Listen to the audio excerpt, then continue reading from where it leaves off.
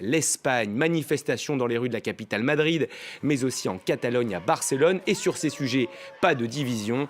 Il faut dire que depuis plusieurs années, le pays multiplie les efforts afin d'être un modèle en la matière en Europe. La violence contre les femmes, une cause nationale là-bas depuis plus de 15 ans. Correspondance Mélina Huette.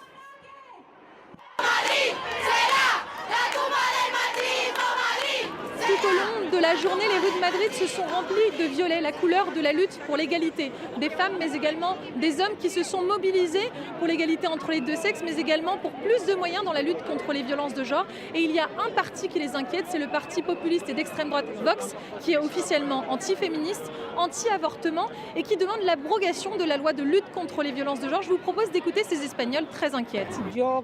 Moi qui ai vécu sous la dictature de Franco, j'ai une peur affreuse de l'extrême droite parce qu'il prive les femmes de leurs droits. Il est évident que les femmes et les hommes doivent être égaux. Ils disent que l'avortement ne peut être légal, mais moi j'ai le droit de faire absolument ce que je veux avec mon corps. S'ils arrivent au pouvoir, c'est un vrai retour en arrière qui se profile. Pour les femmes comme pour les minorités opprimées en général. Il faut être vigilant.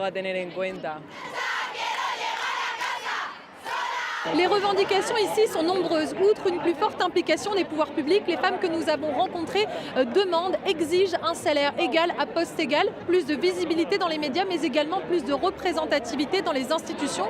Si l'Espagne a fait un pas en avant considérable sous la législature de Pedro Sánchez, en voyant la nomination de plus de femmes ministres que d'hommes, certaines ici rêvent d'un doux espoir que le prochain président du gouvernement espagnol soit une présidente.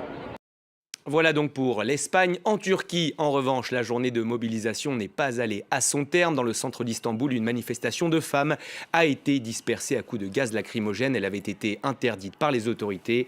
La police a